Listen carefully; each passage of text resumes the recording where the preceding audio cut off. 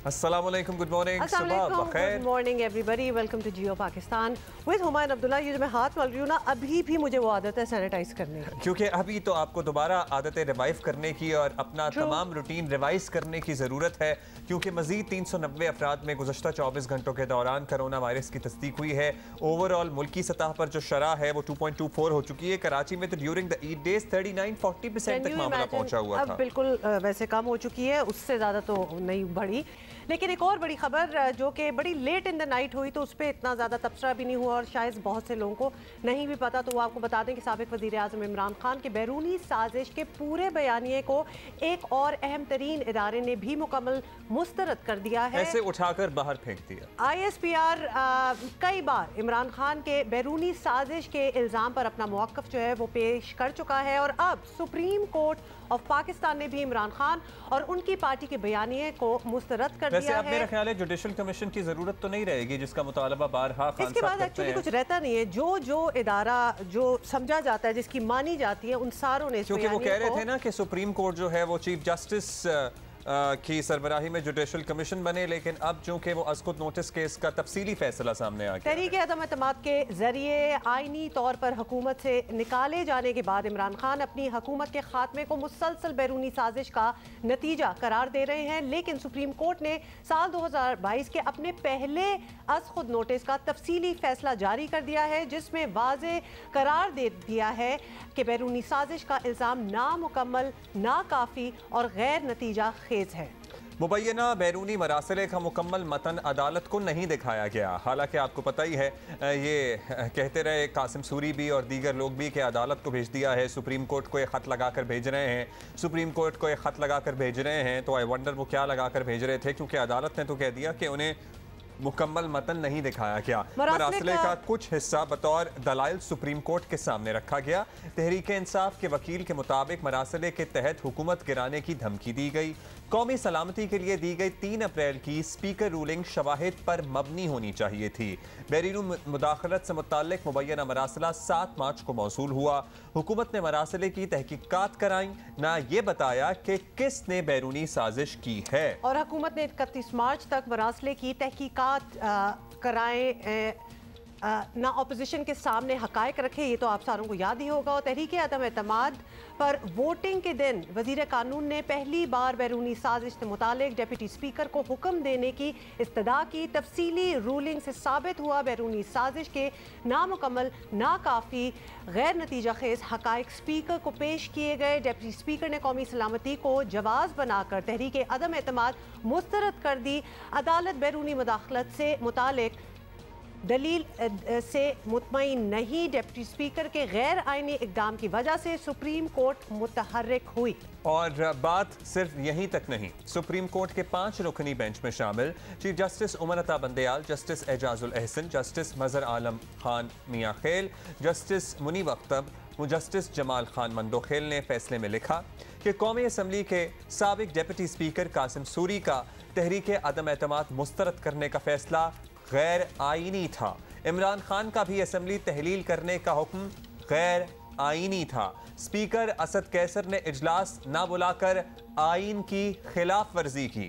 Deputy speaker की ruling, वजीर आजम और सदर का असम्बलियाँ तहलील करने का इकदाम सियासी जमातों के बुनियादी हकूक के मनाफी है। साबिक डिप्टी स्पीकर कासिम सूरी ने 3 अप्रैल 2022 को पार्लियामान में ही आइन की धज्जियां उड़ाई थीं, जिसे अब सुप्रीम कोर्ट ने भी अपने तफसीली फैसले में गैर आइनी करार दिया और साथ ही ये भी कह दिया है कि बैरूनी साजिश का जो राग अलापा जा रहा है, इसके शवाहिद नामुकम्मल और गैर हतमी है।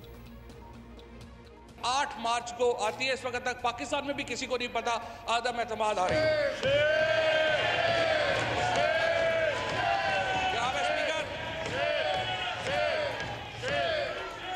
स्पीकर, हमें बताया जाता है, हमारे स्पीकर साहब को बताया जाता है कि पाकिस्तान से आपके हमारे ताल्लुकात का दारो मदार इस अदम एतमाद की कामयाबी पर है।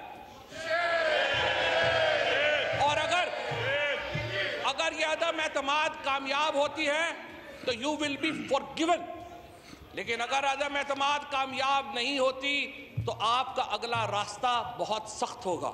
25 मार्च 2022 को तलब करदा इजलास इसके काम के इख्तिताम पर बाज़रिया हाज़िर बर्खास्त करता हूँ। हज़रत कैसर, स्पीकर कौमी असम्बली। और फिर इसके फौरी बाद इमरान खान के असेंबलियां तहलील करने को भी गैर आइनी करार दे दिया गया। एक बाहर से प्लान किया हुआ नो कॉन्फिडेंस मोशन जिसके पीछे एक फॉरेन एजेंडा था और जो आज स्पीकर ने उसको जो रिजेक्ट किया है और ये नो कॉन्फिडेंस को जो रिजेक्ट किया, मैं सारी कौम को आज मुबारक देता हूँ। मुझे कल से इतने लोग पैगाम दे रहे थे कि जी परेशान थे कि ये क्या हो रहा है। सारी कौम के सामने ये एक गद्दारी हो रही थी, गद्दार बैठे हुए थे और साजिश हो रही थी। तो जो स्पीकर ने आज जो अपनी अथॉरिटी, अपनी जो पावर, कॉन्स्टिट्यूशनल पावर यूज़ करके जो फैसला किया है, अब इसके बाद मैंने अभी से प्रेसिडेंट साहब को वो भेज दिया है, एडवाइस भेज दी है कि असेंबलियां डिसॉल्व करें। एक डेमोक्रेटिक सोसाइटी में हम डेमोक्रेट्स अवाम के पास जाएं, अवाम से इलेक्शंस हों, अवाम फैसला करे कि वो किसको चाहती है। तो बाद में इमरान खान साहब, आपको पता है, सुप्रीम कोर्ट से मुतालबा करते रहे, आवाम से मुतालबा करते रहे कि जुडिशल कमीशन बनाए। सुप्रीम कोर्ट का तफसीली फैसला आ गया है स्पीकर रूलिंग अज खुद नोटिस केस पे, और उन्होंने इस तमाम बयानिए को लिटरली उठाकर मुस्तरद कर दिया है और ये कहा है कि एक तो हमें मुकम्मल मतन भी नहीं दिखाया गया ख़त का, दूसरा जो भी दिखाया गया वो ऐसा नहीं है कि उससे किसी भी किस्म की बैरूनी साजिश इस्टेब्लिश हो रही हो। और ये जो तमाम तकरीर इमरान खान साहब की हमने आपको रिपीट में दोहराई और दिखाई, और इससे पहले स्पीकर की रूलिंग और वज़ीर कानून का, उस वक्त के वज़ीर कानून का असेंबली फ्लोर पर खड़े होकर अपना केस बनाना, सुप्रीम कोर्ट ने इस तमाम मामले को गैर आईनी अपने तफसीली फैसले में करार दिया है। और साबिक स्पीकर असद कैसर का अपने इस्तीफे में आइन से नहीं बल्कि इमरान खान से वफादारी का मुकदम जाना, और उसी वजह से अदालत की जानिब से नहीं, आइन की खिलाफ वर्जी का मुर्तकब करार दिया गया है। आज ये फैसला करता हूँ और मैंने फैसला किया है कि मैं स्पीकर के ओहदे पे मजीद नहीं रह सकता और मैं अपने ओहदे से इस्तीफा देता हूँ। मैंने अपनी ज़िंदगी का बहुत लंबा अरसा अपने लीडर इमरान खान के साथ गुजारा। 26 साल से मैं उसके साथ रहा। इस वक्त जो खान साहब ने जो स्टैंड लिया हुआ है वो इस मुल्क की खुददारी और इस मुल्क की ज़रूरत है कि हम अब एक आज़ाद कौम की हैसियत से अपने आप को खड़ा कर सके। ये वो चेहरे हैं, इन्हें पहचान के रखना चाहिए, इनको बार बार दिखाना चाहिए, क्योंकि ये असल में आइन के गद्दार हैं। ये आईने पाकिस्तान से बेवफाई करने वाले हैं। आईने पाकिस्तान इस पाकिस्तान को जोड़े रखे हुए हैं। इनकी नज़र में स्पीकर का ओहदा है अपेरेंटली बड़ा न्यूट्रल सा होना चाहिए। ये वो ओहदा है जो एक्चुअली न्यूट्रल होना चाहिए। तो लेकिन वफादारी जो थी, और ख़ास तौर पे जाते जाते जो छोटी सी एक इन्होंने स्पीच दी थी उसमें ये बता दिया कि मेरी वफादारी खान साहब से है, मुल्क के साथ नहीं है, आईने पाकिस्तान के साथ नहीं है। और वो जो तमाम टोपी ड्रामा किया जा रहा था बैरूनी साजिश का, वो तो पहले हमारे इंटेलिजेंस इदारों और ISPR के तवज्जुह से सबको पता लग गया, क्योंकि तमाम हमारे मुल्क की एजेंसियों ने उसकी तहकीक भी कर ली कि वो वाक़तन टोपी ड्रामा था। और अब सुप्रीम कोर्ट ने भी कह दिया, ये जो ख़त लहरा लहरा के कह रहे थे ना, रेड सील स्टैंप लगाए हुए हम सुप्रीम कोर्ट को भेज रहे हैं, उन्होंने कहा जी हमें तो कुछ नहीं ऐसा भेजा, हमें तो बस छोटा सा एक पैराग्राफ भेजा है और उसकी बेसिस पे बात कहीं साबित नहीं होती कि बैरूनी साजिश है और ये तमाम टोपी ड्रामा गैर आइनी है। खैर, इमरान खान और उनकी हुकूमत के गैर आइनी इक़दामात पर अब आगे कैसे लेकर जाया जाए इस मामले को, ये फैसला वफाकी हुकूमत ने करना है। सुप्रीम कोर्ट का तफसीली फैसला ऐसे वक्त में आया है जब पंजाब में 20 नशिस्तों पर ज़िमनी इंतखाब में 2 दिन बाकी हैं। ऐसा फैसला PTI के लिए नेकशगुन नहीं है। सुप्रीम कोर्ट के तफसीली फैसले से पंजाब के इंतखाबी मार्के पर क्या असरात मुरतब होंगे, ये देखना भी अभी बाकी है। आज इमरान खान डेरा गाजी खान और मुल्तान में जलसों से खिताब करेंगे। देखते हैं कि वो इस मरतबा किसको हदफ तनकीद रखते हैं। इस पर वो डिस्कशन भी करते हैं या गोल कंट्रोल कर जाते हैं। अच्छा जी, बहुत सी चीज़ें हैं और ऑब्वियसली हम आपको समझाने की भी कोशिश कर रहे हैं, आपको पुराने इन्होंने क्या क्या कहा वो भी बताने की कोशिश कर रहे हैं ताकि लोगों को समझ आए। लेकिन अब्दुल्ला, हम टोपी ड्रामा टाइप चीज़ें इसलिए नहीं कहेंगे क्योंकि हकाइक सामने है, कोई और इसमें एडिशन करने की जरूरत मतलब मैं इसलिए कह रहा हूं क्योंकि सुप्रीम कोर्ट अब इस तमाम मामले को उठाकर मुस्तरद कर चुकी है। इससे पहले डीजी ISPR इस तमाम बैरूनी साजिश वाले मामले को उठाकर मुस्तरद कर चुके हैं। तो इसमें इसकी बेस तो इसकी असास, इसकी बुनियाद तो बड़ी खोखली सी है ना। तो अब इसको क्या कहा जाए? ये जो बैरूनी साजिश वाला मामला है, इसको और क्या कहा जाए? जी, सुप्रीम कोर्ट के कुछ इजाफी नोट्स भी हैं, उसके हवाले से भी आपको बताएं कि सुप्रीम कोर्ट के इस फैसले के साथ साथ बेंच में शामिल जस्टिस मजहर आलम खान मियां खलील ने जस्टिस मजहर आलम खान मियां खलील ने एक इजाफी नोट दिया। जी बिल्कुल, उन्होंने एक इजाफी नोट दी है। जस्टिस मियां खलील ने अपने नोट में लिखा है, बताते हैं आपको हर्फ बहर्फ, कि सदर, वजीर आजम, स्पीकर, डिप्टी स्पीकर और वजीर कानून ने आइन से फ्रॉड किया है। ये जस्टिस मियां खलील के अल्फाज हैं जो हम यहाँ कोट अनकोट करके यहाँ आपके सामने पेश कर रहे हैं। फ्रॉड किया है। सदर, वजीर आजम, स्पीकर, डिप्टी स्पीकर और वजीर कानून की जानिब से आइन की खुल्लम खुल्ला खिलाफ वर्जी पर कानून अपना रास्ता ले। आइन का आर्टिकल 5 आइन से वफादारी का कहता है और इस आर्टिकल 5 को आइन ही की खिलाफ वर्जी के तौर पर इस्तेमाल किया गया। आया इन इक़दामात पर आइन का आर्टिकल 6 लागू होता है? पार्लियामेंट इसका फैसला कर ले, यानी कि पार्लियामेंट पर अब ये जिम्मेदारी डाली गई है।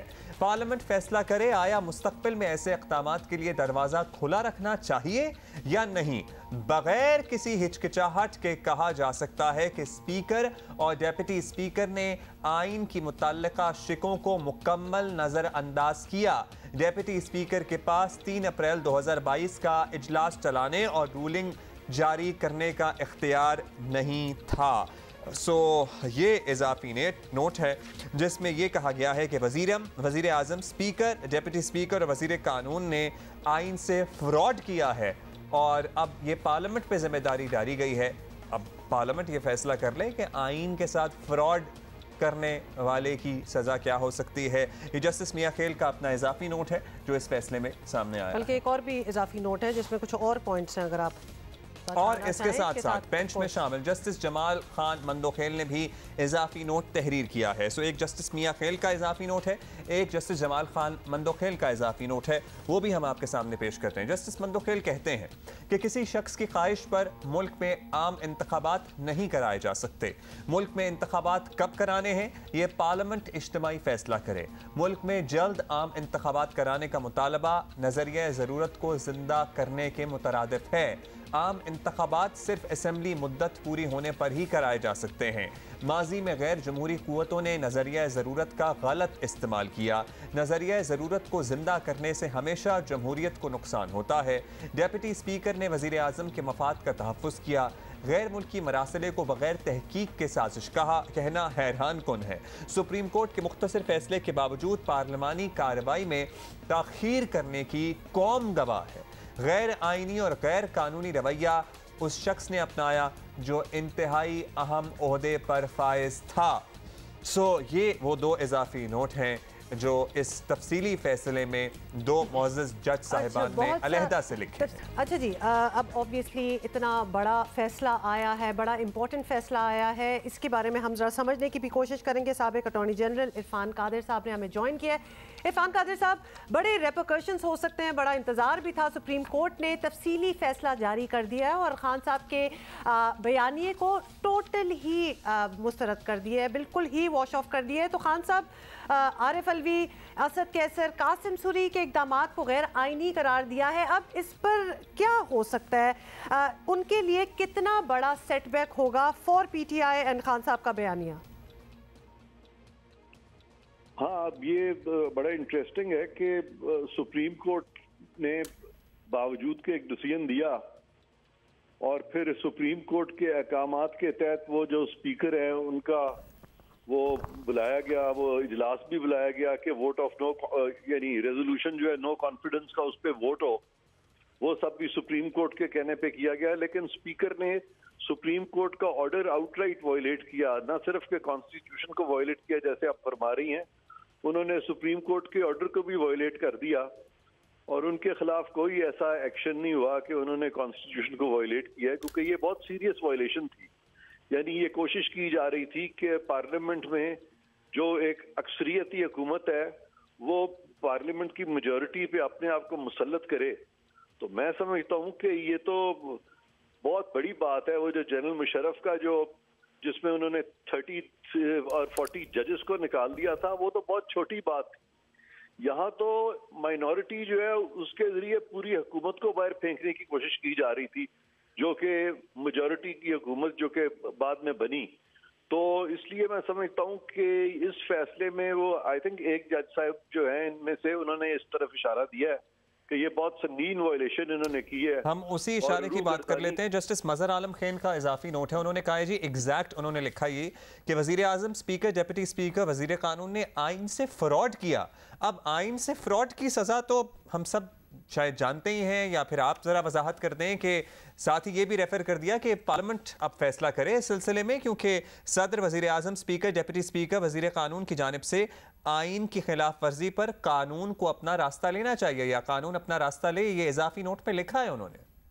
अब ये देखें कि एक जज का अगर ये इजाफी नोट हो और बाकी जजेस जो हैं उस पर ऑब्वियसली खामोशी तो उनको नहीं इख्तियार करनी चाहिए, बल्कि इस पे अब प्रोसीड करना चाहिए, क्योंकि अभी पीछे ज्यादा देर नहीं हुई एक जज साहब को शक गुजरा कि जो नई हुकूमत है वो कोई प्रोसिक्यूशन या इन्वेस्टिगेशन या ECL के मैटर्स में कोई इंटरफियरेंस करने जा रही है, उनको शक गुजरा और उस पर सारा सुप्रीम कोर्ट का बेंच बैठ गया।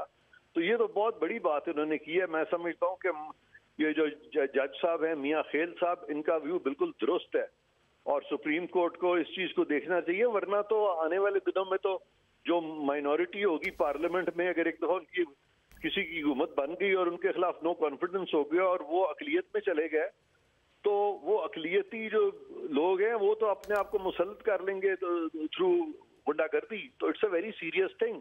मैं समझता हूँ इस पे बहुत स्ट्रिक्ट एक्शन सुप्रीम कोर्ट को लेना चाहिए, और अगर सुप्रीम कोर्ट इस पे खामोश, लेकिन सुप्रीम कोर्ट तो कह रही है कि पार्लियामेंट अब अपना फैसला करे। पार्लियामेंट के कोर्ट में उन्होंने बॉल डाल दी है। नहीं, पार्लियामेंट का तो एक चीज है ना जी, यहाँ सुप्रीम कोर्ट के ऑर्डर की वायलेशन हुई है, एटलीस्ट उसकी हद तक करे। और फिर यहाँ पे कॉन्स्टिट्यूशन की वायलेशन हुई है, उसको पिन पॉइंट एक जज साहब ने कर दिया है। तो लिहाजा ये यहाँ पे ना सिर्फ के पार्लियामेंट करे, बल्कि जो एग्जीक्यूटिव है, जो इंतजामिया है, उसको अहकामात जारी होने चाहिए कि आप प्रोसीड करें इनके खिलाफ फॉर वायलेटिंग द कॉन्स्टिट्यूशन। क्या आर्टिकल 6 के तहत कार्रवाई सर? आर्टिकल 6 के तहत कार्रवाई की बात कर रहे हैं आप? बिल्कुल। ये तो देखे ना, कॉन्स्टिट्यूशन को इन अ वे आपने ओवरथ्रो किया है ना, आपने you have held it in abeyance, और लिखा हुआ है वहां पे यूज ऑफ फोर्स से या अनकॉन्स्टिट्यूशनल मीन्स से।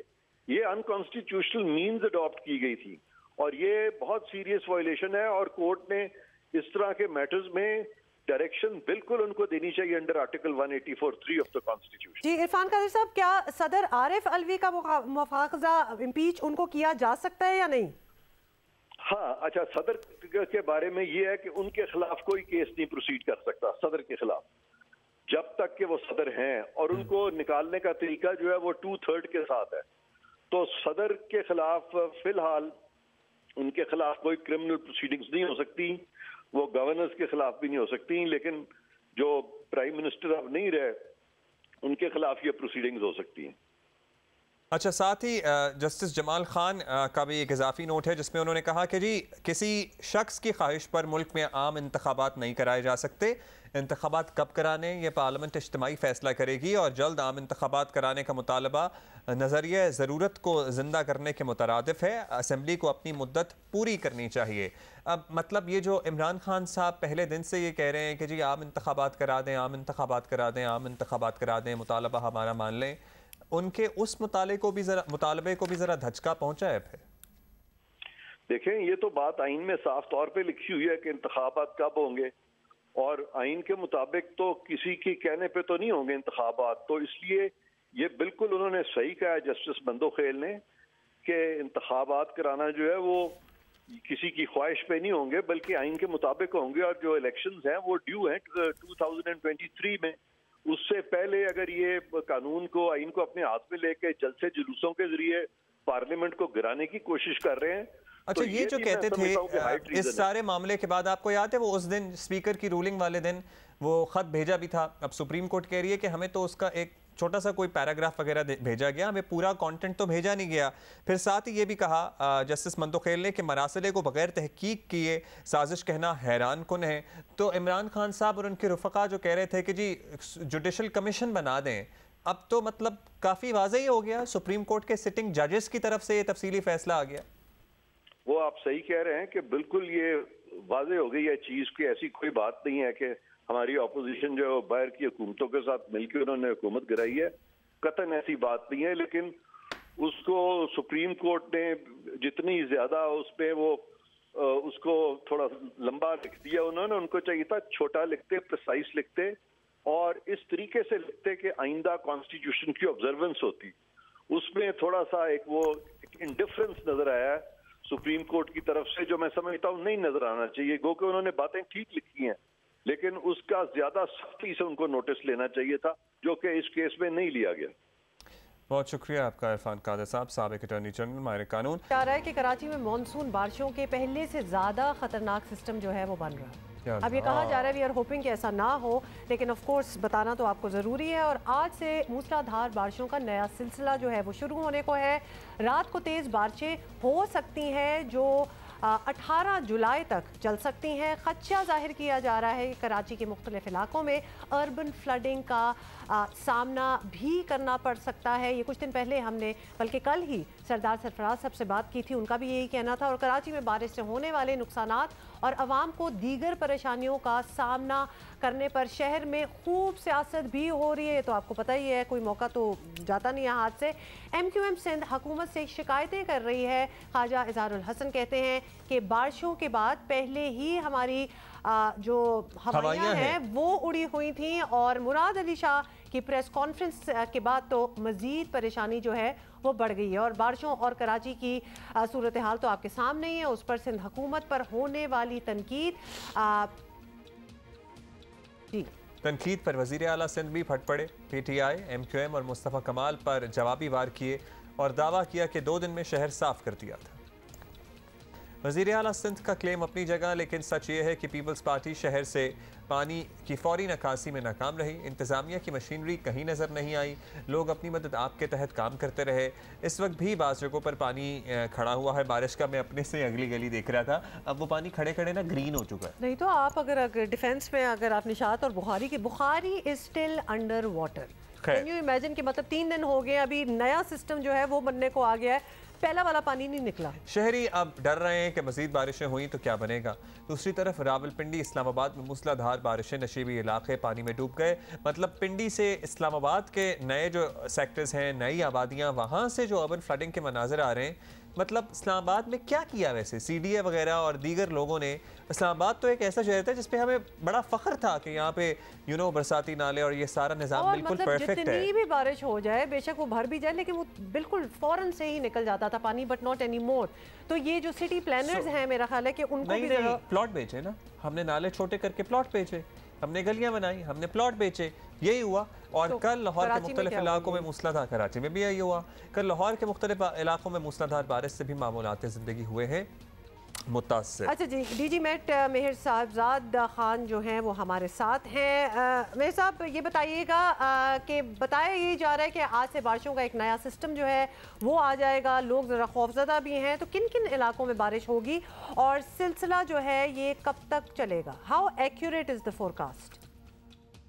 वार को हमने एक एडवाइजरी इशू की है जिसके मुताबिक आज से ये सिलसिला जो है दोबारा मानसून, एक बारिशों का सिलसिला तो जारी है लेकिन इसमें फर्दर जो है ये ज़्यादा हो जाएगा, यानी 14 तारीख से। तो ये इसकी वार्निंग पहले दी जा चुकी है। तो ये अगर 14 से लेके 18 तक ये सिलसिला रहेगा, लेकिन इसका भी जो इम्पेक्ट ज़्यादा है वो सिंध के और बलूचिस्तान के इलाकों पे ज़्यादा है।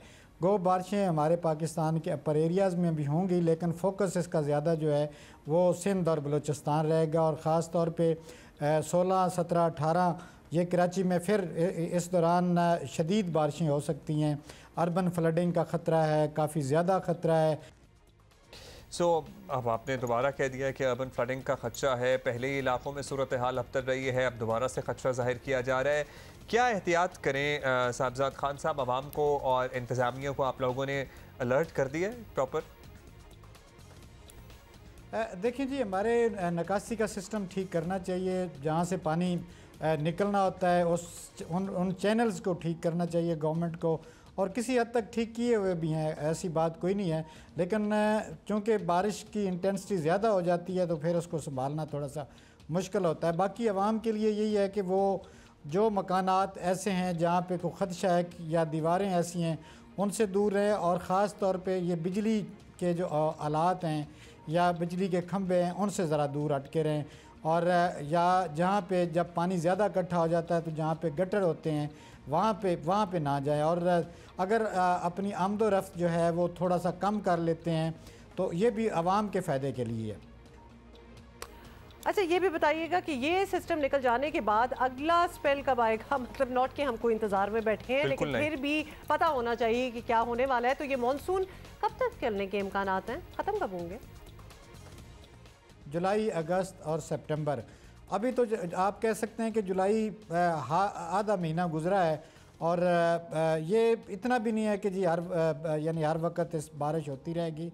वक्फा भी आएगा, वक्फे के बाद दोबारा भी बारिश आएगी, लेकिन अभी तक इसके जो इम्कानात हैं यानी 18 के बाद में भी कोई वक्फा है, लेकिन आहिस्ता आहिस्ता ये सिलसिला अगर जनूब से है तो इसकी शिफ्टिंग शुमाल की तरफ हो जाएगी, यानी इस्लामाबाद या KP के या कश्मीर के इलाके या पंजाब के इलाके, तो ये मानसून कहीं ना कहीं चलती रहेगी। अच्छा, काफ़ी हम गुज़श्ता 10-15 दिन से देख रहे हैं साहबजाद खान साहब के काफ़ी गैर मामूली बारिशें लगती हैं, ख़ास तौर पर एक शहर में कहीं बारिश होती है, कहीं पर नहीं होती है, कहीं पर ज़्यादा होती है। तो ये सब क्लाइमेट चेंज के असरात ही है? बिल्कुल, क्लाइमेट चेंज का इम्पैक्ट तो है। देखिए, मानसून नॉर्मल जब आती है तो उसमें ये होता है कि बादल आते जाते रहते हैं, लेकिन हल्की बारिश होती है। मानसून का ये भी होता है, यानी लगातार 4-5 दिन या ये वो इस तरह झड़ी लगी रहती है।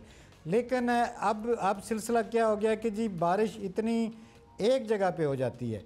ये थोड़ा सा इम्पैक्ट है कि जी हम क्लाइमेट चेंज के ज़ेरे असर है। और पाकिस्तान, आपको पता है कि दुनिया में पहले जो 10 कंट्रीज़ हैं उनमें उनके ज़ेरे उनमें पाकिस्तान का मुकाम है। तो ये क्लाइमेट चेंज जो है वो डेफिनेटली पाकिस्तान को इफ़ेक्ट कर रहा है, और इसके लिए हमारी हुकूमत इक़दाम भी कर रही है, कोई ऐसी बात नहीं है। लेकिन इसके लिए थोड़ा सा वक्त लगता है, हमें अपनी आदत बदलनी होगी, हमें अपना रहन सहन तब्दील करना होगा, तो इंशाल्लाह इससे भी हम छुटकारा पा सकते हैं, कोई ऐसी बात नहीं है।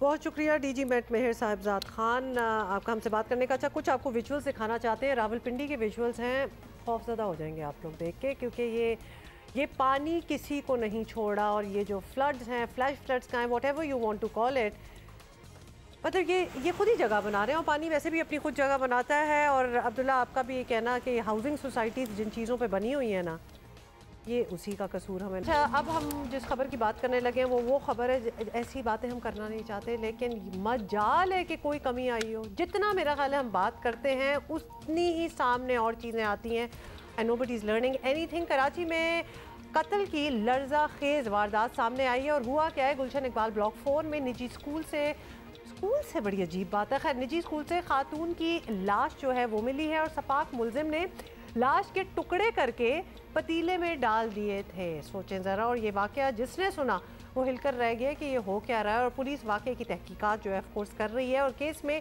अब तक कोई गिरफ्तारी अमल में नहीं आई। I can't believe that. और पुलिस को शक है कि खातून को मुबैना तौर पर उसके शौहर ने कत्ल किया। टुकड़े करके पतीले में डाल दिया, मतलब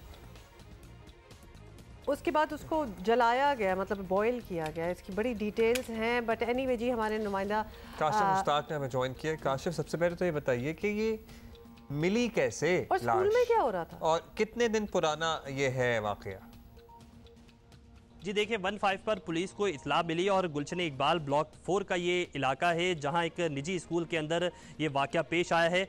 पुलिस की जानिब से बताया गया है कि 15 पर जब पुलिस को इतला मिली और पुलिस की टीम वहां पहुंची तो पुलिस ने देखा कि एक पतीले के अंदर खातून की लाश जो है वो मौजूद है। ताहम पुलिस की जानिब से फौरी तौर पर कार्रवाई की गई, और खातून की लाश को एम्बुलेंस की मदद से जो है वो अस्पताल रवाना किया गया, जहाँ उसका पोस्टमार्टम मुकम्मल कर लिया गया है। पुलिस की जानिब से मुख्तलिफ पहलुओं से इस वाक़े की तफ्तीश की जा रही है।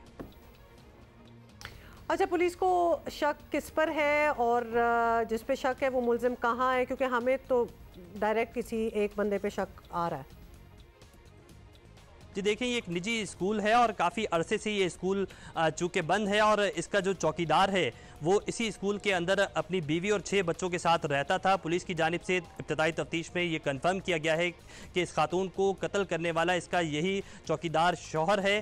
खातून की जो शनाख्त है वो नरगस के नाम से की गई है। इसका पोस्टमार्टम मुकम्मल जैसे कि बताया कि कर लिया गया है और साथ साथ खातून के शौहर के लिए मुख्तलिफ मकामात पर छापामार कार्रवाइयाँ की जा रही हैं। इनके 6 बच्चे थे। 6 बच्चों में से जो मुलजिम है वो 3 बच्चे लेकर फरार हो गया है। 3 बच्चे वहीं छोड़कर जो मुलजिम है वो गया है। ताहम उन तीनों बच्चों के पुलिस की जानिब से बयानात लिए गए हैं और वजह जानने की कोशिश की गई है। हमारी SSP ईस्ट से बात हुई है, उनकी जानिब से हमें ये कंफर्म किया गया है और तमाम तर तफसीलात से आगाह किया गया है कि उन बच्चों की जानिब से जो बयानात दिए गए हैं उसमें ये बताया गया है कि जो उनके वालिद हैं वो वालदा को रोज़ाना की बुनियाद पर जो है वो तशद्दुद करते थे, मारपीट करते थे और मुख्तलिफ तरीक़ों से तंग करते थे। ताहम इस हवाले से जो है वो बयानात ले लिए गए हैं और उनकी जानिब से ये इल्ज़ाम आयद किया गया है कि उनके वालिद ने ही जो है वो वालदा पर तशद्दुद करके उसे जो है वो कत्ल किया है और उसके बाद एक पतीले के अंदर डालकर उसे जलाने की कोशिश भी की है। इस अफसोसनाक वाक़े के हवाले से पुलिस की जानिब से तफ्तीश भी की जा रही है। ताहम जो मुलजिम इस वाक़े के अंदर जो चौकीदार फरार हुआ है उसकी गिरफ्तारी के लिए मुख्तलिफ मकामात पर अब भी छापामार कार्रवाइयाँ जारी हैं। छापे मारे जा रहे हैं। चौकीदार एक रहता था अपने अहले खाना के साथ, उसी पे शक है कि उसने अपनी बीवी को मारा। पहले तो मुझे ये कोई बता दे कि इतना गुस्सा कि मतलब मार भी दिया, काट भी दिया, फिर जलाने की भी कोशिश हो रही है और उसके बाद 6 में से 3 बच्चे लेके भाग भी गए और काफ़ी देर तक भागते रहोगे। I don't want to say anything. अच्छा जी, अभी आगे बढ़ेंगे। घमसान का रन ना पड़े, बस इंतखाबी मार्का ही रहे। 17 को होने वाले हम पंजाब के 20 ज़िमनी इंतखाबात की बात कर रहे हैं। पंजाब में इंतखाबी मैदान सज चुका है, जहां सूबाई असम्बली की 20 नशस्तों पर इतवार को ज़िमनी इंतखाब हो रहा है। तहरीक इंसाफ और मुस्लिम लीग नून के दरमियान कांटे का मुकाबला है। इमरान खान तो इलेक्शन से पहले ही धांधली के इल्ज़ामात लगा रहे हैं, मतलब पहले ही बता दिया गया उनकी तरफ से। पंजाब में जारी इंतखाबी मुहिम में मुस्लिम लीग नून और तहरीक इंसाफ एक दूसरे को आड़े हाथों ले रही हैं।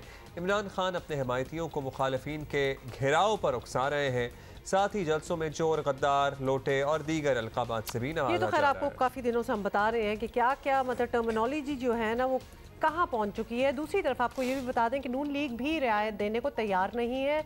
वज़ीर दाखिला राना सनाउल्लाह ने कल ट्विटर बयान में कहा कि अगर दौरान सफ़र या बाज़ार में कोई भी घेराव या नारेबाजी करे तो उसकी वीडियो जो है वो बनाकर FIA साइबर क्राइम विंग को जो है वो अरसाल कर दी जाए। और यहाँ तक तो ठीक है, लेकिन उन्होंने अपनी ट्वीट में इमरानी बावलों, गुर्राना और काटना जैसे अल्फाज इस्तेमाल किए।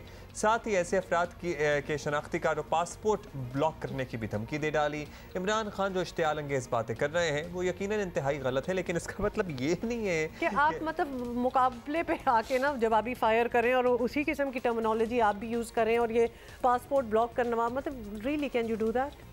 तो ये भी एक बात ये है कि इस किस्म के धमकियाँ और इस किस्म के चीज़ें कह देना जो कि आगे they don't amount to anything, ये भी अच्छी बात नहीं है। इन्होंने ये भी कहा जी कि अगर, बल्कि इन्होंने क्या कहा, अगर किसी ने कुछ गलत किया है तो हुकूमत कानूनी कार्रवाई करेगी। अब कार्रवाई करे या ना करे ये दूसरी बात है, लेकिन एटलीस्ट इन्होंने डरा दिया कि ये हो सकता है। और शेख रशीद और फराह खान को भी जो है तफ्तीश के लिए उन्होंने नोटिस जो हैं वो जारी किए हैं। वफाकी वज़ीर दाखिला राना सनाउल्लाह से हमने ज़रा गुफ्तगू की कुछ देर पहले और हमने उनसे पूछा कि इमरान खान सियासी मुखालिफिन को तंग करने के लिए अपने फैंस को उकसाते हैं, गलत करते हैं सर्कली, लेकिन इसका मतलब ये तो नहीं हुआ ना कि वफाकी वज़ीर दाखिला होने की हैसियत से उन लोगों को बावला कह दिया जाए या गुर्राने काटने की बातें की जाए, वीडियो बनाने के मशवरे और फिर वो सारे मामले के जी शनाख्ती कार्ड, पासपोर्ट ब्लॉक हो जाएंगे। तो राना साहब ने हमें इस बात का ये जवाब दिया। आपकी बात दुरुस्त है कि ऐसे अल्फाज जो हैं वो इस्तेमाल नहीं होने चाहिए, लेकिन मजबूरी ये है कि आप ख़ुद ही इस बात पे आप ज़रा गौर फरमाएं कि पागलपन को जो है वो क्या कहा जा सकता है। बावलापन जो है वो पागलपन के लफ्ज़ से कम सख्त लफ्ज़ है। लेकिन पागलपन आखिर है तो पागलपन, यानी ये जो हरकतें करते हैं इसे आप पागलपन से नीचे और किस बात से तशबीह दे सकते हैं।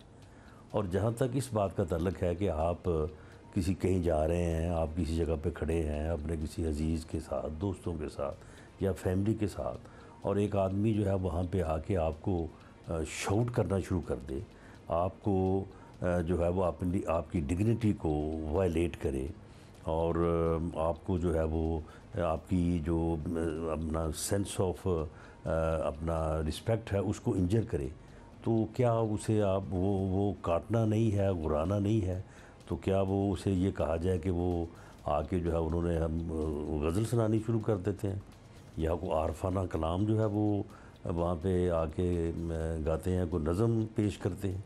किसी तौर पे जो है वो बर्दाश्त नहीं किया जा सकता और उसे हर तौर पे जो है वो अल्फाज के साथ ही कंडेम करना जो है वो मुनासिब है। अगर अदरवाइज़ हम जो है इस वायलेंस को नहीं रोकेंगे तो मैं समझता हूँ उसके ज़्यादा जो है बुरे नताइज निकलेंगे। ये पहले सोशल मीडिया पे यानी फ़ोन में बंद थी, अब ये सड़कों पे आ रही है, बाज़ारों में आ रही है। अगर इसको यहाँ पे भी पूरी सख्ती से ना रोका गया तो फिर शायद ये जो है वो ज़्यादा नुकसान का बायस बने। Still not sold on the side वो एक होता है ना, an eye for an eye leaves everybody blind, ये बिल्कुल वो वाली जस्टिफिकेशन दी गई है। और एहसन इकबाल साहब जिनके साथ अभी लेटेस्ट इंसिडेंट हुआ है, उन्होंने तो इतनी डिग्निटी दिखाई है कि उन्होंने लिटरली कहा कि मैं आगे कुछ कार्रवाई भी नहीं करना चाहता, और फिर अगले परपेट्रेटर जो थे उन्होंने आके माफ़ी भी मांग ली। मतलब एग्जाम्पल्स तो आपकी अपनी पार्टी में भी बड़ापन दिखाते हैं तो अगलों को भी अपनी गलती का एहसास हो जाता है, कोई डिग्निटी होती है। खैर एनीवे, फिर हमने राना साहब से ये भी पूछा कि खान साहब के चाहने वाले जो हैं वो उनके कहने पर कुछ करें तो आप उनके खिलाफ कार्रवाई, कानूनी कार्रवाई या फिर किसी हद तक गैर कानूनी एक्शन करने को तैयार हैं, लेकिन उकसाने वाले के खिलाफ कोई कार्रवाई नहीं। तो ये किस किस्म की बात है? तो ये तो बड़ा खुला तजाद हमें लग रहा है। क्या उन्होंने जवाब दिया? नहीं, उकसाने वाला तो एक ही है, उसका नाम इमरान खान है। ये वो पागल शख्स है जो पूरी कौम को जो है वो पागलपन की तालीम देता है, ख़ुद जो है वो लोगों के ख़िलाफ़ घटिया लफ्ज़ इस्तेमाल करता है, लोगों की तज़हीक करता है, अपने मुखालफिन के जो है वो बुरे बुरे नामों से उनको पुकारता है, और फिर अपने ख़िलाफ़ अगर कोई बात है तो फिर इनको इस बात की बड़ी जो है वो तकलीफ़ होती है। तो इमरान खान जो है इसके ख़िलाफ़ जब इस मरतबा ये आया था लॉन्ग मार्च के सिलसिले में तो इसके ख़िलाफ़ मुकदमा दर्ज हुए हैं, तकरीबन कोई 20 के करीब मुकदमा इसके ख़िलाफ़ बाई नेम दर्ज हैं, कोई ऐसा नहीं। और फिर ये बैठा रहा पेशावर में छुप के, और फिर ये बेल बिफोर अरेस्ट जो है वो करवा के तो यहाँ आया है। ये जो उकसा रहा है, जो इसने जलसों में ये बात की है, इसके ऊपर भी जो है वो कार्रवाई हो रही है और इसका भी मुकदमा जो है वो इसके ख़िलाफ़ दर्ज किया जाएगा और वक्त आने पे इनकी जो है वो गिरफ़्तारी भी होगी। कोई इससे इनको जो है वो कोई कंसेशन नहीं मिलेगी। राना साहब, दिन तो मतलब वही प्रेसिडेंट्स छोड़ के जाना चाहिए जिस पे कल को इंसान को पछतावा ना हो। इमरान खान साहब को भी ये बात समझ में नहीं आई। अब तहरीक इंसाफ वालों को आप फ़िलहाल तो डरा रहे हैं, धमका रहे हैं, लेकिन याद रहे कि इमरान खान भी सबके नाम डायरी में नोट कर रहे हैं। उन्हें किसी मिस्टर एक्स और मिस्टर वाई का भी पता है, और फिर जब वो हुकूमत में वो कहते हैं आएंगे तो वो दोबारा से किसी को नहीं छोड़ेंगे, बदले लेंगे, सिलसिला तो ख़त्म नहीं होने। हाँ, तो वो आप फिर हो तो कुछ भी सकता है, तो आप तैयार हैं? फिर वो कह रहे थे कि उनको एक्स और वाई की परवाह नहीं है। एनीवे, राना साहब ने जवाब और क्या उन्हें दिया? पता तो है ही ना एक्स और वाई का। राना साहब ने क्या कहा? ये भी अगर इसे किसी की परवाह नहीं तो ये भी मेरी जूती की नोक पे है, मुझे भी इसकी कोई परवाह नहीं। आए इससे पहले जो इसने हमारे ख़िलाफ़ झूठे मुकदमात बनाए, इसने पहले हमारे ख़िलाफ़ जो बदतरीन घटिया तरीन जो है वो इंतकामी कार्रवाई की, उसको हम उन सब को जो है वो फेस किया। हमने जेलों में रह के इसके इंतकाम को फेस किया, बड़े घटिया इंतकाम को। अब उसकी तफसील में जाता बंदा अच्छा नहीं लगता। तो अब भी अगर वक्त आए तो इंशाअल्लाह ताला पूरी हिम्मत से, क्योंकि हम सच्चाई पे हैं, हक़ पे हैं, हम बिल्कुल जो है वो फेस करेंगे। लेकिन इनको इनकी इन हरकतों से कानूनी तरीके से रोकने के लिए जो भी यानी कानूनी तरीका जो है वो मौजूद है, उसके मुताबिक जो है वो इनके ख़िलाफ़ कार्रवाई करेंगे और इससे कतन जो है वो पीछे नहीं हटेंगे। थैंक यू राना सनाउल्लाह साहब। राना साहब ने कहा कि हम जूती की नोक पर रखते हैं, मतलब फिर से वही टर्मिनोलॉजी। क्लियरली यहाँ कोई बदलने नहीं वाला Which would not और help anybody, tit for anyone. tat चल रहा है जी। अगर आपने कुछ कहा तो हम उससे और भी बुरा कहेंगे। Nobody has the moral अच्छा higher राना ground साहब here. ऐसे पर्सनल भी है ना, आपको पता है इनके खिलाफ जो मतलब वो केस काफी हद तक झूठा ही साबित हो चुका है। अगेन बात हमने पिछले घंटे में भी कर रहे थे कि जब आप उस ओहदे पे आके बैठ जाते हैं तो आपको अपना पर्सनल ग्रज जो है जितना भी बुरा हो और हुआ आपके साथ बुरा, आपको वो निकालना पड़ता है। एग्जैक्टली, वरना यू आर नॉट, वरना फिर वो जो ओहदा है वो कुर्सी जो है जो वो फिर हलफ आपके लिए आपने नहीं लिया है। है, जो हलफ आपने लिया है आईन और कानून की पासदारी का, जो आपने वजारत का ओहदा उठाते हुए हलफ लिया है, तो उसकी जरा पासदारी भी होनी चाहिए कि कोई ये समझ सके। सुहेल इमरान हमारे कॉरेस्पॉन्डेंट हैं, उनसे लेटेस्ट हम जरा जानते हैं कि क्या इत्तलात मिल रही है। हमारे यहाँ तो सुहेल इमरान, सबसे पहले तो हमारे यहाँ तो लिटरली एक पटाखा भी फूट जाए इधर उधर तो टीमें वापस चली जाती हैं, इतना खौफ होता है। हमारी टीम वहाँ बैठी हुई है। Are they even safe?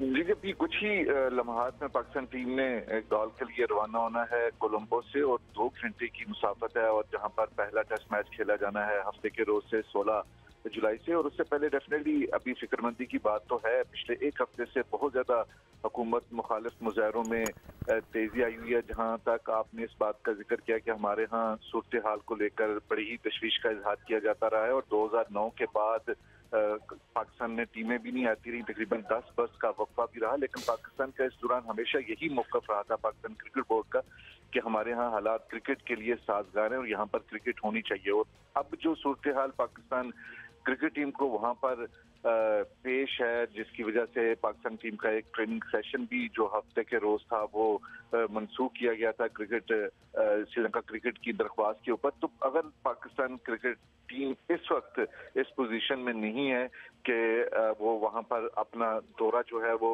इस सूरत हाल में मनसूख करे और बगैर किसी उनके तजवीज़ के या उनकी राय के जो श्रीलंका क्रिकेट देती है या पाकिस्तान का सफारत खाना श्रीलंका में देता है, और अगर पाकिस्तान क्रिकेट बोर्ड या पाकिस्तान क्रिकेट टीम या पाकिस्तान क्रिकेट टीम मैनेजमेंट इन हालात में वहां पर अपना कॉल्ड ऑफ करती है टूर, तो पाकिस्तान की वो वाला जो मौक़िफ़ 10 बरसों के लिए रहा है वो पाकिस्तान अपने ही मौक़िफ़ की नफी करेगा, ये पाकिस्तान क्रिकेट बोर्ड का मानना है। तो इसलिए इस तमाम सूरत हाल को बारीक बीनी से उसको मॉनिटर भी किया जा रहा है। सिक्योरिटी जो पहले भी थी और हमें बताया गया कि उसमें मजीद इजाफा किया गया है। हफ्ते के रोज से शुरू होने वाले जो हुकूमत मुखालिफ मुजाहरे थे, कल भी बहुत ज्यादा टेंस सूरत हाल वहां पर रही थी, इमरजेंसी का निफाज किया गया था और कर्फ्यू की खबरें भी आई थी, लेकिन इसके बावजूद पाकिस्तान क्रिकेट टीम ने अपना 3 रोजा जो मैच था उसको मुकम्मल किया और पाकिस्तान को सख्त सिक्योरिटी साथ में गोल्ड क्रिकेट ग्राउंड से होटल पहुंचाया गया। और अभी भी कुछ ही लम्हात में पाकिस्तान टीम ने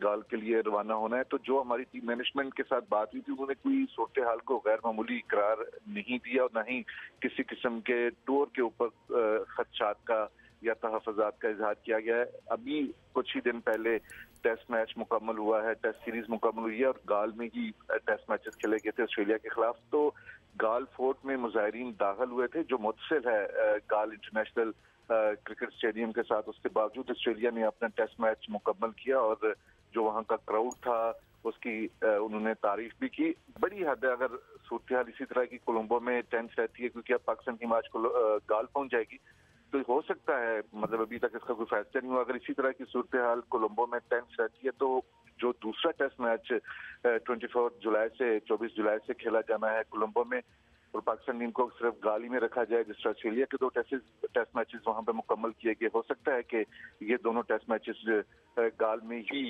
मुकम्मल, लेकिन इस बारे में भी कोई ना तो हतमी फैसला हुआ है। सूरत हाल को जरूर देखा जाएगा। ऑलराइट, बहुत शुक्रिया आपका सुहेल इमरान, हमें अपडेट कर रहे हैं ताज़ा तरीन और अभी तक तो it seems to be on schedule. हाँ, but very brave decision I must say, क्योंकि जो हालात हैं वो बहुत ही बुरे वहाँ नज़र आ रहे हैं। Hopefully they will be safe and hopefully we will win. मतलब कोई वर्थ इट होनी चाहिए ना चीज़, तो हम जीत के भी आ जाएंगे। टेनिस स्टार आसामुल्लाह खुद हमारे साथ हैं, तो बाकी बातें आप क्यों बता रही हैं, हम उन्हीं से पूछ लेते हैं। शुक्रिया Assam, thank you for joining us, good morning. Assam, बताइएगा कि पाकिस्तान में टेनिस का टैलेंट ढूंढने के लिए सर्टनली आपने एक स्पेशल प्रोग्राम भी शुरू किया है, किस तरह से सिस्टम काम करेगा और एग्जैक्टली इसके खद्दोखाल या इसकी डिटेल्स हैं क्या, ताकि जो देख रहे हैं, जो इंटरेस्टेड हैं, उनको भी समझ में आ जाए बात। अस्सलाम वालेकुम जी, thank you so much for having me on the show. Basically इंशाल्लाह अगस्त के अंदर I will be starting first of its kind initiative as talent hunt program, जिसमें टेनिस प्लेयर्स को मैं हंट करूँगा, अंडर 18, अंडर 16, अंडर 14 के बच्चों को। And this kids are gonna be on scholarship basis पूरे साल के लिए, जिसमें इनकी टेनिस कोचिंग की और टेनिस ट्रेनिंग की रिस्पॉन्सिबिलिटी मैं लूँगा। I will hire 4 coaches in 4 different cities, Karachi, Lahore, Islamabad and Peshawar, and 4 trainers जो कि इन बच्चों को सुपरवाइज़ करेंगे, जो मैं उनको प्रोग्राम दूँगा उनको फॉलो करेंगे। सारी गलतियाँ जो मैंने अपने जूनियर करियर में की हैं प्रोफेशनल लेवल पे भी, गोना मेक श्योर कि लड़के और लड़कियाँ वो मिस्टेक्स ना करें, and gonna train them in the right professional manner, ताकि और इंटरनेशनल प्लेयर्स और ग्रैंड स्लैम लेवल के प्लेयर्स जो है ना इंशाल्लाह पाकिस्तान से प्रोड्यूस हो सकें। ज़बरदस्त। अच्छा, एहसाम साथ साथ मैं अब्दुल्ला को बता दूं, आसाम जो है ना वो एक जगह है और एहसाम इनका नाम है, बिकॉज आप हमेशा आसाम कर जाते हैं। अच्छा एहसाम, पाकिस्तान में अब भी जूनियर लेवल के वैसे तो टेनिस मुकाबले होते हैं, कई स्टार्स इसी निज़ाम से सामने भी आए हैं बल्कि, लेकिन एक शिकायत जो हमेशा हम सुनते हैं कि हर जगह पर और हर किसी के लिए टेनिस कोर्ट्स और मुनासिब ट्रेनिंग की सहूलियात जो है मौजूद नहीं है, और इस खेल में ऑब्वियसली खर्चा भी काफ़ी ज़्यादा आता है। तो इन मसाइल का हल क्या है और ये काम भी आप करेंगे, कौन कर सकता है ये काम? Main goal and object of this initiative is के कॉर्पोरेट सेक्टर को इन्वॉल्व करें जूनियर प्लेयर्स की जर्नी में, क्योंकि they need to be involve in the journey, और जो सारी मुश्किलात होती हैं, फाइनेंशियल मुश्किलात होती हैं, उनको दूर किया जाए। पाकिस्तान में एक स्टिग्मा बन गया हुआ है कि टेनिस जो है सिर्फ एलीट स्पोर्ट है और सिर्फ एलीट ही खेल सकते हैं। उसको मैं चेंज करना चाह रहा हूँ, लोगों का माइंडसेट चेंज करना चाह रहा हूँ, कॉर्पोरेट सेक्टर को ज़्यादा इन्वॉल्व करना चाह रहा हूँ जूनियर टेनिस के साथ भी, ताकि बच्चे स्पॉन्सर्ड हों, पेरेंट्स के ऊपर इतनी फाइनेंशियल बर्डन ना हो, and to take care of those things. उसके लिए हमें प्राइवेट अकेडमीज़ भी नहीं चाहिए। मैंने कोचेज़ के साथ, क्लब्स के साथ मिलके इंशाल्लाह इस पूरे निज़ाम को चलाना है और चेंज करना है। And this is the only way I can think of. मेरे पास कोई लैंड नहीं है, कोई अकेडमीज़ नहीं है, and as a professional tennis player, as an athlete also, we always trying to solve solutions and problems, and this is the way I think I can solve this problem by interacting and bringing more and more sponsors into this initiative इंशाल्लाह, ताकि youngsters को financial burden ना हो। पाकिस्तान के अंदर coaches हैं और trainers भी हैं जिनको सही तरह मोटिवेट किया जाए और अच्छी डायरेक्शन दी जाए, तो I think they can help really produce good juniors. जिस तरह मैं भी सारी जूनियर टेनिस जो मैंने खेली है when I was 13, 14, 15, 16 was all in Pakistan. So it's all about motivating these coaches, motivating these trainers, उनको सही incentives दिए जाएँ, and I think they can put these juniors in the right direction, and inshallah in very soon time we're going to see some really good level juniors competing at the international level and grand slam level as well. अच्छा आसाम, आप hopefully आप कोशिश कर रहे हैं आपको मज़ीद और हम सबको कौम को एज एन मज़ीद स्टार्स मिले। आपका क्या अंदाज़ा है कितने सालों में एक आपके सतह का या एक आलमी सतह का एक प्लेयर हम प्रोड्यूस कर सकते हैं और जो ट्रॉफी भी ला सकें? देखें, there is no timeline. Basically tennis is individual sport, a lot depends on the player, कितनी डेडिकेशन है, कितनी मोटिवेशन है, कितना इंस्पायर्ड है। As a role model, as a sports icon Pakistan में, as a door opener, I gonna try my level best कि जो चीज़ें मैंने सीखी हैं अपने करियर में वो इन जूनियर्स को दूँ, ताकि वो सीखें उससे, just direct them in the right way. When I was a junior player, किसी ने मुझे कोई गाइडेंस नहीं दी, I had to learn everything myself. तो इन जूनियर्स को I will be guiding them, and अपनी तरफ से जो कुछ भी दे सकता हूँ इनको मैं दूँगा। प्रोफेशनली भी हेल्प जो है, कोचिंग की हेल्प भी कर रहा हूँ, ट्रेनिंग की भी हेल्प भी कर रहा हूँ। मेरा ट्रेनर जो है he is gonna make a map for them, road map, कौन कौन सी एक्सरसाइज करनी है, कौन सी ट्रेनिंग करनी है, so they can develop mentally भी, फिजिकली भी, and this is the main thing. It can take 1 year, 2 years, 3 years, time line का नहीं पता होता, लेकिन as long as I know that I am giving my best to these players, and I hope इनके parents भी उस चीज़ को रिस्पेक्ट करेंगे, and they gonna motivate the kids as well. It's a long journey. Thank you so much Ehsam for being with us. ज़बरदस्त किस्म की इनकी इंडेवर है, एंड आई एम सर्टन कि बहुत अच्छे प्लेयर्स हमें मिलेंगे और आप फिर उनको ग्रूम करेंगे। और आप ट्रॉफ़ी की बात कर रहे थे, तो इंशाल्लाह ट्रॉफ़ी भी आ जाएगी, लेकिन आपको नहीं मिलेगी। अच्छा जी, अभी हम आगे बढ़ेंगे। करियर काउंसलर और एजुकेशनिस्ट आबिदी साहब हमारे साथ मौजूद हैं। आबिदी साहब, बरतानिया जाने के ख्वाहिशमंद तलबा और उनके वालिदैन से शिकायत मौसूल हो रही है कि वीज़ा में बड़ी मुश्किलात उन्हें पेश आ रही हैं और ख़ुसूसन अपॉइंटमेंट्स के हसूल में काफ़ी डिले है। तो क्या आप मशवरा देंगे, किस तरह से ये इशू एड्रेस करें? यूके का जो स्टूडेंट वीज़ा है ये टोटल ऑनलाइन है, और उनकी जो वेबसाइट है gov.uk, उसके ऊपर तमाम तर मालूमात अवेलेबल हैं और बड़ी कॉम्प्रिहेंसिव मालूमात हैं। और मैं समझता हूँ कि अगर आपके पास आपके पूरे कागजात रेडी हैं, आपने उस फॉर्म को पढ़ा हुआ है कि जो सवालात के जवाब आपको देने हैं जो कि बिल्कुल स्पेसिफिक हैं और आपके वीज़े से मुताल्लिक हैं, आपके स्टूडेंट्स के लाइफ और आपके कोर्स और आपके यूनिवर्सिटी से मुताल्लिक हैं, आपकी तालीम से मुताल्लिक हैं, आपकी फ़ंड से मुताल्लिक हैं, वो आपने देने हैं। जब वॉल्यूम ऑफ एप्लीकेशन बढ़ गया था तो उनका जो टाइम है वो 5 हफ्ते तक चला गया था, वो वापस अब 3 हफ्ते में आ गया है। और जो बात आप अपॉइंटमेंट्स की कर रहे हैं उसे हम बायोमेट्रिक अपॉइंटमेंट्स कहते हैं और वो ऑनलाइन लिए जाते हैं। उसकी वेबसाइट 24 घंटे खुली हुई है। बच्चों को और टाइम्स पर ट्राई करते रहना पड़ेगा और ये एक तरकीब है, नेविगेट करते रहना पड़ेगा और इंशाल्लाह 5 दिन के अंदर अंदर का जो टाइम होता है उसके अंदर आपको 5 दिन आगे का वीज़ा मिल रहा है। प्रोसेसिंग टाइम अभी भी 3 हफ्ते तक है। बहुत शुक्रिया आपका। बहुत बहुत शुक्रिया। अच्छा, ये वीज़ों का जो मसला है ना, ये वैसे हर जगह, ये हर एम्बेसी में आप देखें काफ़ी मुल्कों में ये हो रहा है और कोई तरीका तो डेफिनेटली एक्स्ट्राडाइट कराने का निकालना पड़ेगा।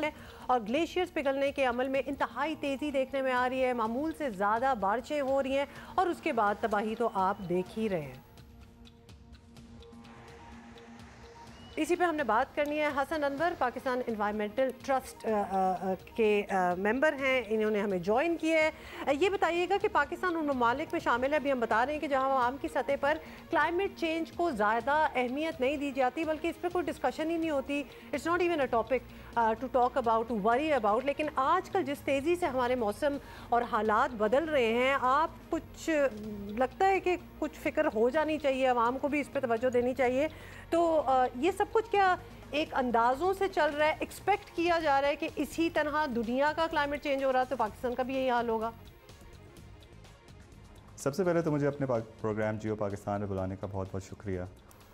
तो जैसे कि आपने कहा, बात तो आपकी बिल्कुल ठीक है कि ये हमारे अंदाज़ों से पहले हो रहा है।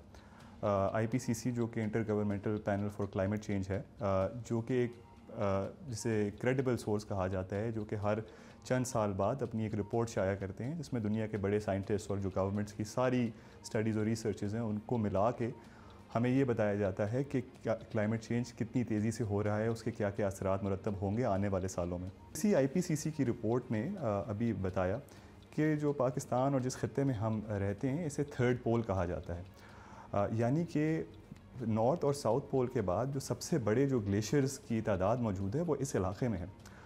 IPCC रिपोर्ट के मुताबिक 2100 यानी आज से तकरीबन 78 साल बाद इस सदी के आखिर तक हमारे जो ग्लेशियर्स हैं वो अपनी तादाद उनकी आधी हो जाएगी, तो 50% से रिड्यूस हो जाएंगे। और ये कंजर्वेटिव एस्टिमेट है। जिस तरह के हमारे माहौलियाती तब्दीली के असरात आ रहे हैं वो तेज़ी से मुरतब हो रहे हैं उनके असरात, तो ये भी एक इसी किस्म की चीज़ है। हमारी क्रॉप्स उगाई जाती हैं, गंदम, चावल, जिसके जो हमारे स्टेपल फूड्स कहलाए जाते हैं, उनके ऊपर बहुत बुरे असरात मुरतब हो रहे हैं, जिसकी वजह से basically food security is becoming a major issue for us. So yes, climate change जो है वो हमारे लिए एग्जिस्टेंशियल थ्रेट है। अच्छा, ये बताइएगा हसन कि हमारे लिए सर्टनली क्लाइमेट चेंज एक बड़ा मसला बन रहा है, मसला बन क्या रहा है। हमें कुछ ना कुछ तो करना ही होगा। हम ये भी बात बड़े अरसे से कर रहे हैं, लेकिन what should be a starting, हम क्या करें या हमारी हुकूमतें क्या करें या हम इंडिविजुअल्स क्या कर सकते हैं? मगर जो ज़रूरत है वो इस वक्त इस चीज़ की है कि सब लोग एक जामे प्लेटफॉर्म पे आके काम करें। एक बहुत अच्छा एग्जांपल जो मौजूद है वो हमारी ग्रीन रेवोल्यूशन का है, जो 50s और 60s और 70s की दिहाई में पाकिस्तान में आई, जिसमें हमारी फार्मिंग को इम्प्रूव किया गया और उसके ज़रिए हमारी जो एग्रीकल्चर प्रोडक्शन है वो बहुत बढ़ गई। गवर्नमेंट जो है हमारी, वो हमारे प्राइवेट सेक्टर, जो हमारा मैन्युफैक्चरिंग और इंडस्ट्री का सेक्टर है, इसी तरह जो हमारा एग्रीकल्चर और फार्मिंग का सेक्टर है, उनको अगर इस किस्म के इंसेंटिव्स दे, उनके लिए पॉलिसीज़ बनाए कि वो कंपनीज़ और वो फार्मर्स जो कि अपने प्रोडक्शन को और अपनी प्रैक्टिसेस को क्लाइमेट चेंज के लिए अडेप्ट कर रहे हैं, उनको पॉलिसी इंसेंटिव्स, उनको सब्सिडीज़, उनको जो है सपोर्ट फराहम करे, तो हम ना सिर्फ क्लाइमेट चेंज से लड़ सकते हैं बल्कि हम एक ग्लोबल लेवल पे भी लीडरशिप का रोल इख्तियार कर सकते हैं, जो कि हमारी इकॉनमी और फाइनेंशियली भी हमारे लिए बहुत बेहतर होगा। अच्छा, ये भी बताइएगा कि हुकूमत की जानिब से ये बताया जा रहा है कि माहौलियाती तब्दीली में पाकिस्तान का इतना कंट्रीब्यूशन नहीं है, इतना हिस्सा नहीं है जितना कि हमें नुकसान हो रहा है, तो इसलिए दुनिया को हमारी मदद करनी चाहिए। Sounds like an excuse to me वैसे तो, लेकिन दुनिया क्या मदद कर सकती है? बहुत अच्छा सवाल है। और जैसे कि मैंने पहले कहा कि पाकिस्तान, जब हम ग्लोबल इंडिसेस देखते हैं तो हम ये देखते हैं कि पाकिस्तान जो है वो दुनिया के टॉप 10 जो मोस्ट वल्नरेबल मुल्क हैं, जो सबसे ज़्यादा अफेक्टेड ममालिक हैं क्लाइमेट चेंज से, उनमें आता है। जबकि अगर हम पर कैपिटा इमिशंस पर देखें और जो क्लाइमेट चेंज में जो बनाने वाले हैं उनमें पाकिस्तान का शुमार तो कहीं भी टॉप 100 तक में नहीं होता। इनफैक्ट जो ज़्यादातर जो क्लाइमेट चेंज की जो वजूहात हैं वो शुरू ही इंडस्ट्रियल रेवोल्यूशन से होती हैं, जो कि आज के तरक्की याफ्ता ममालिक की जो प्रैक्टिसेस हैं उनकी वजह से हुआ। बहुत शुक्रिया Hasan Anwar. This is definitely one area, मैं तो कहूँगी ये पूरा एक सब्जेक्ट मैटर टॉपिक जिसमें लोगों का ज़्यादा इंटरेस्ट होना चाहिए, क्योंकि अगले 10-20 सालों में हमारे बच्चे क्या करेंगे, क्या देखेंगे कि किसी ने तो तवज्जो ही नहीं दी इस तरफ, मतलब, इस तरह के हमारे बूढ़ों ने नहीं। मैं पहले सोचा था किस मसले पे बात करें, कोविड है, फैलता चला जा रहा है, मतलब रैम्पेंट है कराची जैसे शहर में, तो मतलब हर तीसरा बंदा ऐसा लग रहा है अफेक्टेड है। का जो सिलसिला बताया जा रहा है वो भी शुरू हो जाएगा, बाकी मुल्क में तो बारिश हो ही रही है, तो मुझे इस बात का भी थोड़ा सा डर है। ऑफ है, हम आएंगे सुबह, हम पहुंच सकेंगे, क्योंकि जहाँ हमारा ऑफिस है ना, पिछली बारिशों में यहाँ 5-5 फुट जो था वो पानी भर गया। आपको तो तैरना आता है ना? नहीं, मुझे फ्लोट करना आता है, तो हम पहुंच ही जाएंगे कहीं इधर उधर से टकराते हुए, लेकिन इंशाल्लाह इतना बुरा हाल नहीं होगा। इंशाल्लाह, होपफुली कुछ सबक सीखा होगा, और we can see you tomorrow इंशाल्लाह।